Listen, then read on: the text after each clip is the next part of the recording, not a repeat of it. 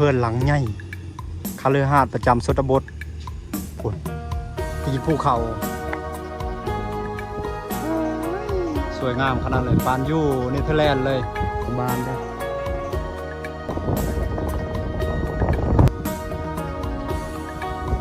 โอ้ทำได้ดีขนาดแล้วนะข้างหน้าเต็มไปด้วยมันสับปะหลังหรือว่ามันต้น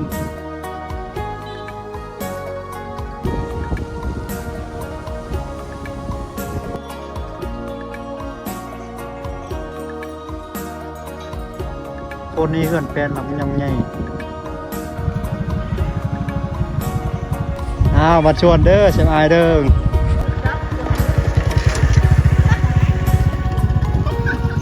ไปใส่เด้ผู้สาวนี่จุแลเปอร์เด้กับมูลนี่โอ้หอมคักเลยหอมคักเลยดอกไม้ป่าถูกการทักทายสบายดีสวัสดีบัดส่วนทุกคนเนาะยินดีต้อนรับทุกคนเข้าสู่ช่องของรัฐคนเดินทางเนาะวิดีโอนี้ว่ารัฐเดินทางมาบ้านกระตูบใหญ่เมืองเซโปนแขวงสวรรณเขตเนาะมาเบิ่งวิถีชีวิตและวัฒนธรรมอยู่ในเขตหมู่บ้านชุมชนแห่งนี้เนาะเป็นหมู่บ้านของพี่น้องชนเผ่าบรูอยู่ในหมู่ของเผ่าตะลีมังกรปนเปกันเลยได้หมู่บ้านนี้เป็นหมู่บ้านที่ว่าจากตัวเมืองเซโปนมาน่าจะ60 กิโลเมตรได้ไกลเติมได้ทุกคนได้หมู่บ้านมีไฟฟ้าสายสัญญาณอินเทอร์เน็ตหรือว่าคลื่นอินเทอร์เน็ตมือถือนี่ใส่คลื่นของเวียดนามเนี่ยคลื่นลาวก็ได้อยู่แต่ว่าบ่แห้งปานใดดอกคนนับถือผีวัดบ่มีได้ทุกคนได้มีโรงเรียนตั้งแต่ประถมจนมัธยมและมีสุขศาลาทุกคนได้วิถีชีวิตรายรับรายจ่ายของเขาเจ้าอยู่ในเขตนี้ถือว่าค่อนข้างดีขึ้นหลายเดี๋ยวเข้าไปติดตามมาชมบรรยากาศพร้อมกันเลยทุกคนเลย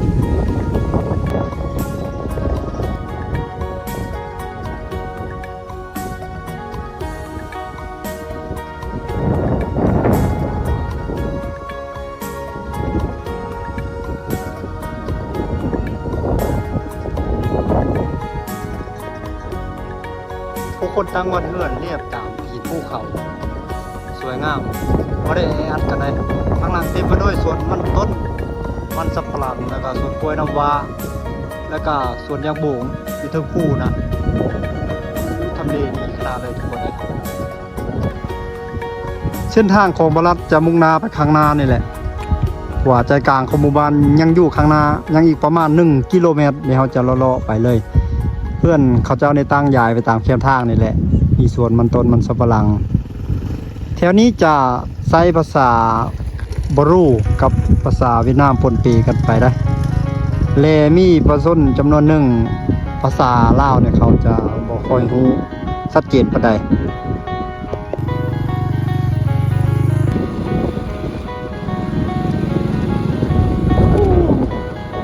ลมดีเดือนเมษาอากาศเย็นสุดๆตอนนี้ถึงจะแดดแห้งแต่ว่ามีลมอากาศพัดเอาความเย็นเข้ามา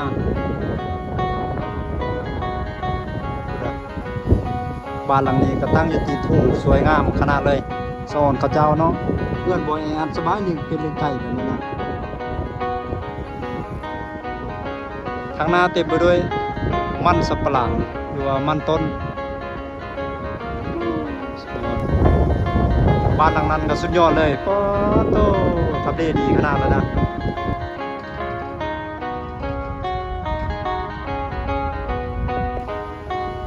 พื้นที่ฝากวันนี้นี่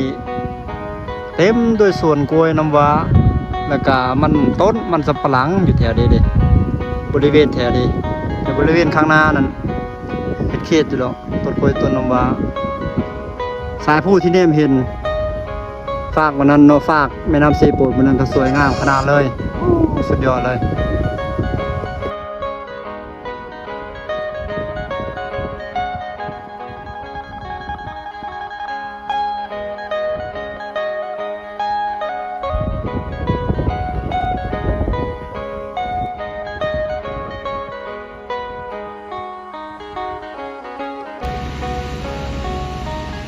นี่คือรถแก้มันต้นมันสับปะหลังแล้วก็แก้กล้วยน้ำว้าเพื่อส่งขายไปเวียดนามแล้วก็ส่งขายไปไทยนี่รถจักรนี่ก็เช่นเดียวกันนี่มอไซค์นี่ มาตะแก่กล้วยเลยมาตะกล้วยแก่กล้วยน้ำว้าไปส่งขายอยู่เวียดเลยที่ทางเป้าครับรถจะเที่ยวเป็นสายเลยมันมือบ่ขาดเลยเดี๋ยวมาอีกคันหนึ่งนี่มาแล้วคันหนึ่งรถแก่มันสับปะหลังแก่กล้วยน้ำว้าเนี่ยเพื่อส่งขายไปเวียดนามทุกคนเลย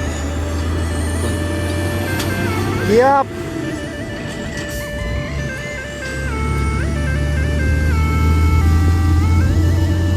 ฟังมึงนี่เพื่อนหลังใหญ่คาเรือหาดประจำชนบทตีนภูเขาสุดยอดเลยขออนุญาตเจ้าของบ้านตีนภูเขาสวยงามเลยเพื่อนหลังนี้โอ้ก็หลังใหญ่หลังงามพอรัดมากขนาดเลยทำเลตัวนี้นะแบกกราวด์ข้างหลังเป็นภูเขายอด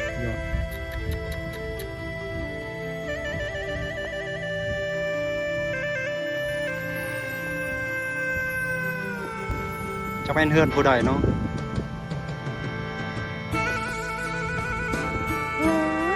สวยงามขนาดเลยปานอยู่เนเธอร์แลนด์เลย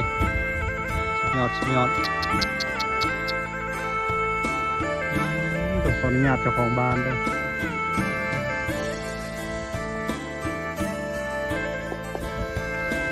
ดอกอันนี้หอมได้พี่ดอกเลยโอ้หอมคักเลยหอมคักเลยดอกไม้ป่าทุกคนเลยเป็นดอกยัง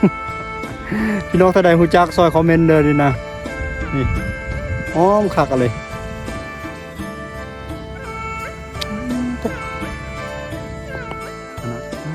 หอมคักเลยเป็นดอกอย่างนี้นะอยู่ในแคบทางนี่หลายใหญ่พูดเลยต้นมันหอมคักเลย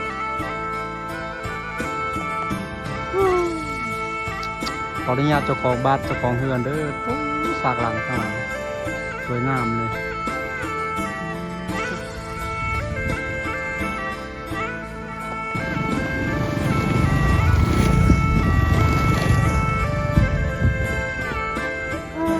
ขออนุญาตเด้อบ้านหลังนี้ก็ได้ทำเลดีขนาดเลยข้างหลังเป็นแบ็คกราวด์ภูเขาสวยพี่ลึก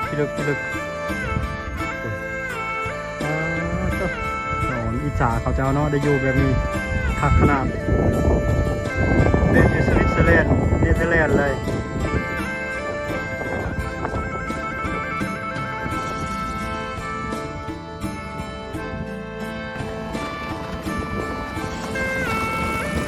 แกน้ำดื่มซื้อมาจากเวียดนามหมดแล้วเลย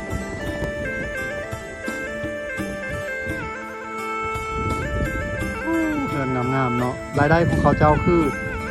ได้ว่าไปในต้นคลิปเลยมันต้นมันสับปะหลังกล้วยน้ำว้าอะไรยางบุ๋งตัดส่งขายออกเวียดนาม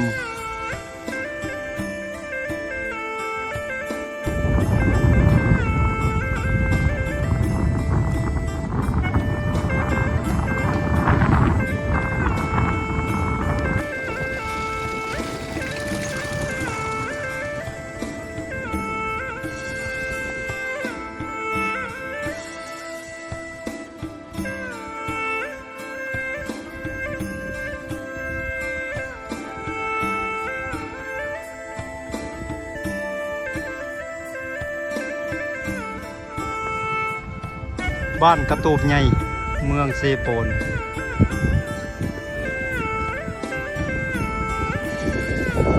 บ้านหลังนี้กำลังเฮ็ดใหม่กำลังสร้างใหม่สร้างใหญ่ทัก4-5 แสนบาทเปิดใช้แล้วเปิดทีแล้วนี่เนาะ5-6 แสนบาทเลยดิไม้ท่านี้นี่แพงคิวหนึ่งที่5 ล้าน6 ล้านกีบเลยเป็นก้อนหนึ่งนะฝั่งวันนี้โรงเรียนอยู่ทางหลังบ้านนั้นตีภูเขาสวยงามเส้นเก่าเส้นเคยโรงเรียนอยู่ข้างหลังว่าพี่น้อง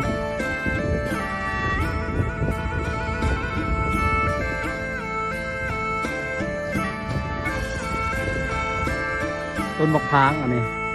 เนี่ยมันเป็นดอกสวยงามขนาดนี้ดอกสีแดง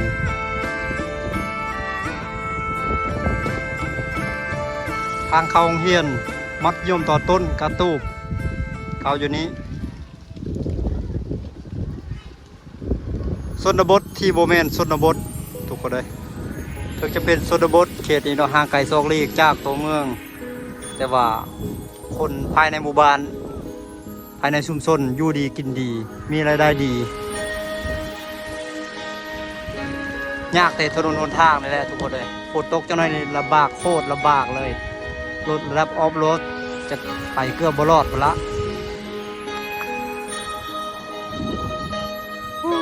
เฮือนสไตล์แบบคนเวียดนามเลยเฮือนเนาะ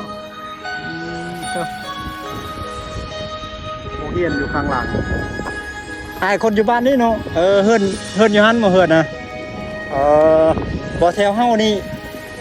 วัดบ่ได้มีแล้ววัดเนาะไปจะเฮ็ดบุญไปพุ่นแล้ววัดดงแม่นบ่วัดเด่นสวรรค์เนาะได้10 ลักไปแสดงนี่เนาะพอบ่โอ้กว่าเนาะ5 ลักซะมันบ่ได้ไกลเด้เบิ่งผู้เนี่ยใช่จานนี่โอ้อาจารย์บ่นี่โอ้เริ่มเฮียนแล้วบ่โสดเด้ออาจารย์นี่เด้อโอ้โสดอีกปาโธ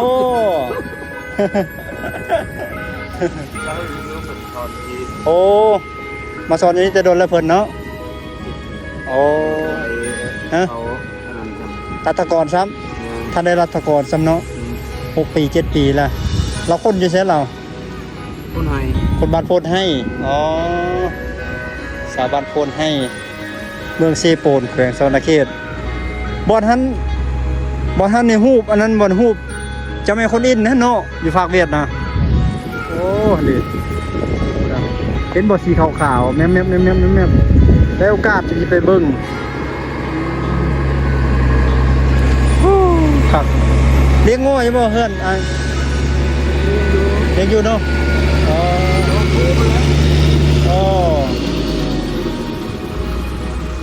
รถขนเครื่องครับตีนมันโฟวินมัดตีนมันเนาะขับมีโฟวินไปบ่ได้ทางนี่จังน้อยฝนตกนี่อยู่แล้วแหละต่อรถนี้รถจีนบ่หรือรถเวียดนี่เนาะรถจีนเนาะงัวมีแต่ตัวใหญ่ๆงามๆมาได้คลิปวิดีโอก้อนๆโซติกาเดบรัตเคย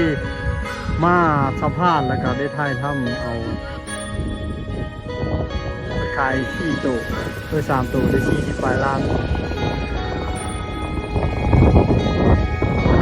สุดยอดเลย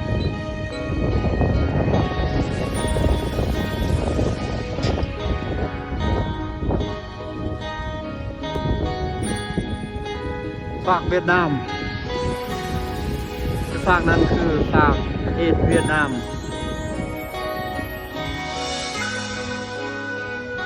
จะขั้นกลางกันด้วยสายน้ำซีโฟน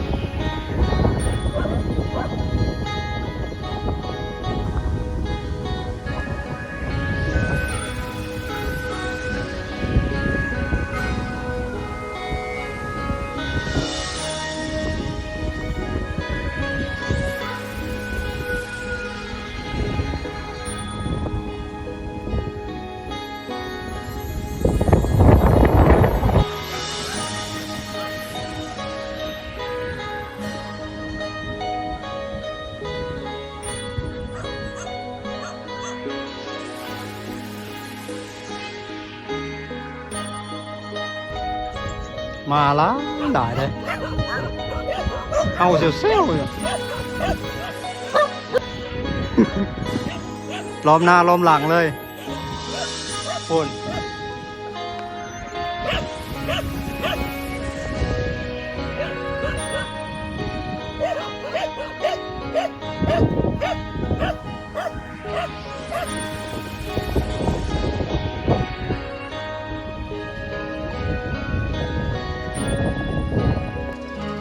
บ้านหลังนี้แห้งมีฮอตรถบรรทุก2-3 คันพุ่นเจ้ยรถก็เขารวยชนบทแต่ว่าคนบ่ได้ชนบทนำเนาะเขาเจ้ารวยผู้รวยก็รวยอะไรคนจนคนที่ว่าลำบากทุกข์ยากลำบากขัดเขินมีน้อยอยู่เขตนี้นะบ้านหลังนี้ก็เส้นเดียวกันสุดยอดขออนุญาตเด้อหลังงามเลยบ้านเพิ่น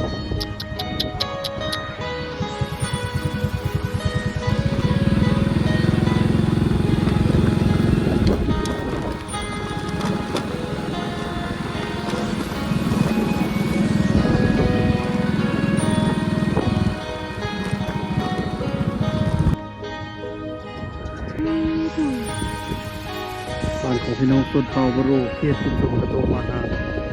หลังในพระโพธิสัตว์เจ้าแม่กวนอิมตั้งอยู่เทิงภูฝากประเทศเวียดนามอยู่ประเทศเวียดนามนะมีโอกาสอยากจะไปเบิ่ง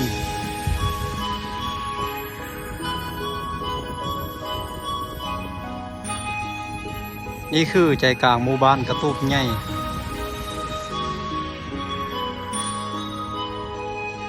ยังคงเห็นแบ็กกราวด์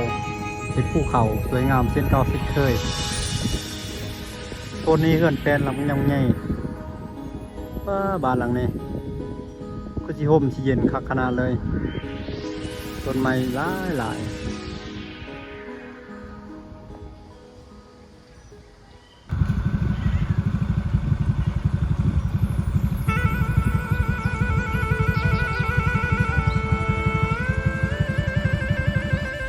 มาชวนเด้อเชียงอายเด้อเชียร์ยาบ่ตาบัดเชียร์ยาเนาะยาแค่หมูบ่ได้ดิเนาะตัวฉันสิปลูกยังอยู่นี่บ่ฮู้ลาวเลยบ่โอ้ถ้าคอมเวียดได้เนาะคอมเวียดเนาะปลายวนภาษาเวียดนามเพิ่นฮู้อยู่เพิ่นว่าภาษาลาวบ่ฮู้นะจอโต้เนี่ยจอบัตบ่ตาอ้ออ๋อ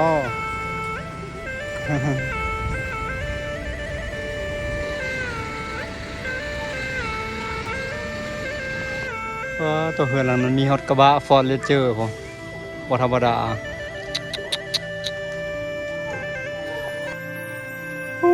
สวยงามตะการตาขนาดเลย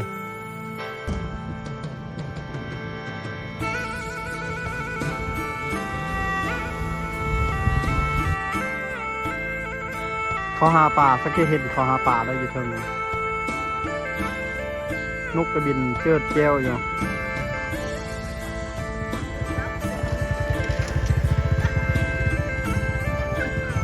ไปใส่เด้ผู้สาวนี่ชุแลเปอร์เด้กระมุนนี่พอจะยวนบ่ ไปซื้อยังผู้สาวพอเจอก็สาบานกระตูบใหญ่เบิ้งนี่บริการเพื่อขนส่งข้ามฟากแม่น้ำสายเซโปนใช้เพื่อลากหางเงา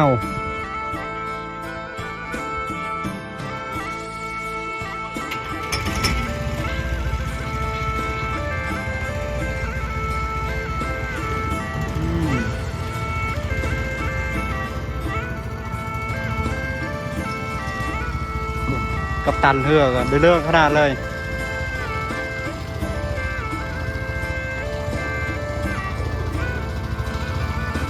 ไปแล้วก็จะมีค่าบริการอยู่ที่10,000 ดองหรือ10,000 กีบต่อ1 คนแล้วก็ถ้ามากับรถจักรกะทั้งคนทั้งรถจักรทั้งมอเตอร์ไซค์นี่แหละ10,000 กีบหรือว่า10,000 ดองเส้นเดียวกันถ้าว่า2 คนมารถจักรคันเดียวมอเตอร์ไซค์คันเดียวนี่ก็20,000 กีบหรือว่า10,000 กีบก็ได้อีกตามกัปตันเพิ่นใจดีเนาะจะเก็บค่าบริการค่าโดยสาร สำหรับบรรทุกกล้วยบรรทุกเครื่องของต่างๆนี่ส่วนหลายเขาจะใส่ข้างหน้านี่ได้ประมาณ50หรือ60กิโลกรัมและทางหลังจะได้อยู่ประมาณ300ถึง400กิโลกรัมถ้ามาท่านตอนเช้าบ่เกิน11โมงหรือ12โมงเที่ยงเราจะสังเกตเห็นว่ามีรถจักรรถมอไซค์นี่คนกล้วยน้ำว้าหลายส่งออกเวียดนามแล้วก็ส่งเมื่อในเมืองเซโปนออกสู่บ้านแดนสวรรค์เพื่อส่งขายไปประเทศไทยแลนด์พุ่นแหละด่านส่งเมฆวังเต้าจุดวันเขาเคยส่งนะอุบลราชธานีพุ่นละแล้วก็ตลาดใหญ่สอนเขตอันนี้จะบลายประใด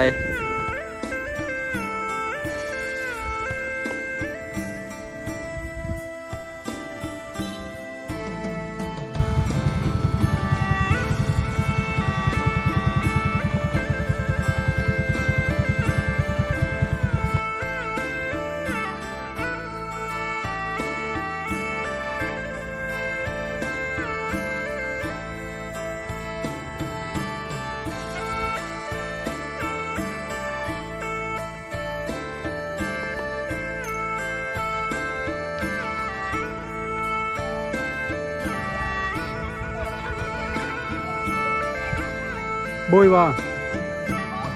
บุยเนาะบุยแล้วแปลว่าม่วนสนุกถามเขาว่าสนุกเขาว่า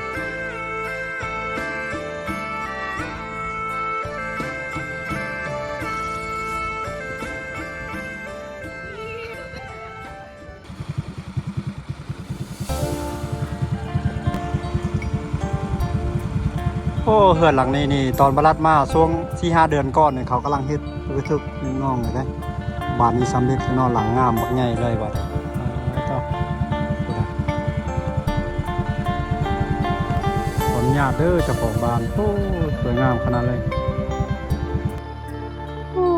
สุดยอดเลยสวยงามเจ้าพี่น้องเลยงามมาลีสอนเนาะแถวนี้สถานที่แห่งนี้ห่างจากตัวเมืองเซโปน60กิโลเมตร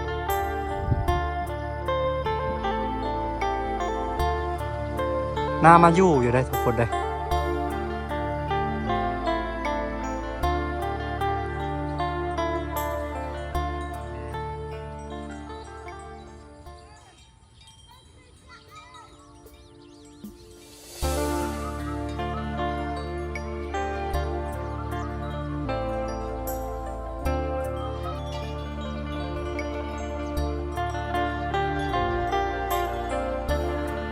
งัวงามงัวเพิ่นสายพันธุ์บามัน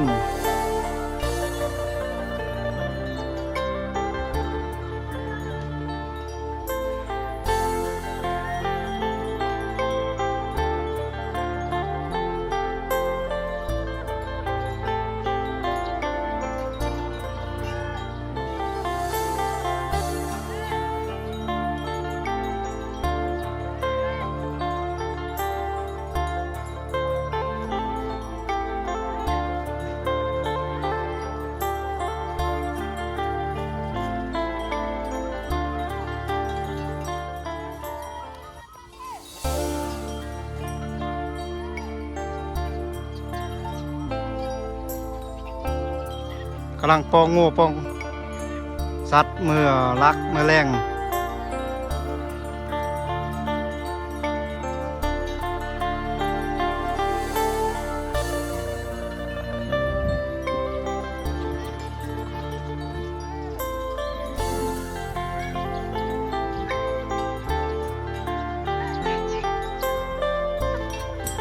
จักโตจักมัดทำมัดจักโตแม่10 ตัวลายเนาะโง่เนาะ โอ้คักตัวบ่ได้ปล่อยเลยเลี้ยงตลอดเลยเนาะ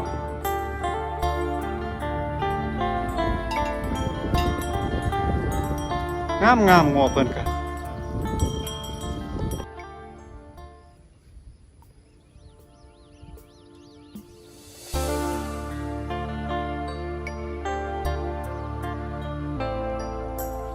ฝนเริ่มตกแล้วอันนี้เลยเฮ็ดให้ทางเป็นขี้ตมบางบ่อน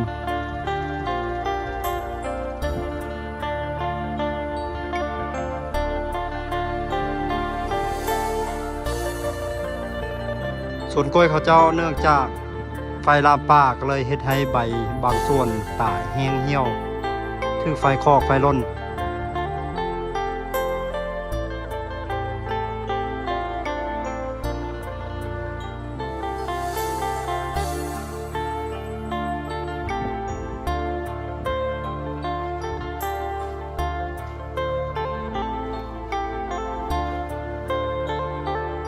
แล้วก็ใบกล้วยซ้อมแซมใบกล้วยเอาบักปีเอาอย่างผู้สาวบางกระตุกง่าย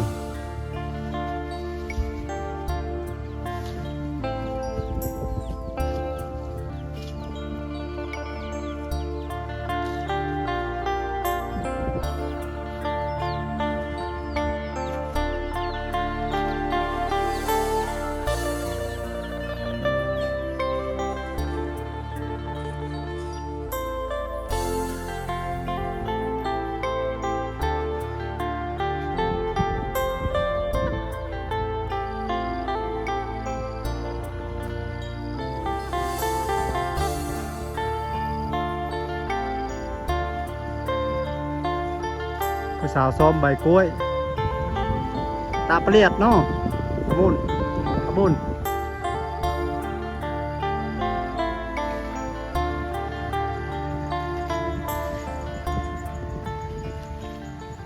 ขยันขนาดนั้นบ่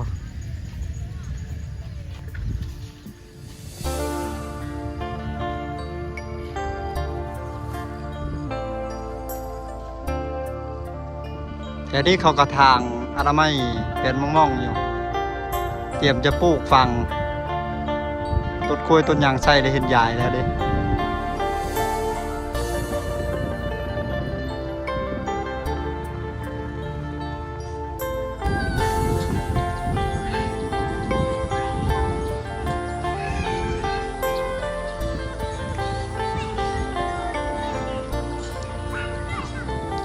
เส้นทางที่เราจะเดินทางไปข้างหน้า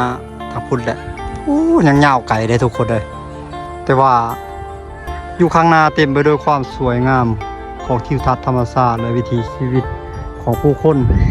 รอท่าบาลานซ์เลยทุกคนอีกเนาะไปนี่ประมาณ2 กิโลเมตร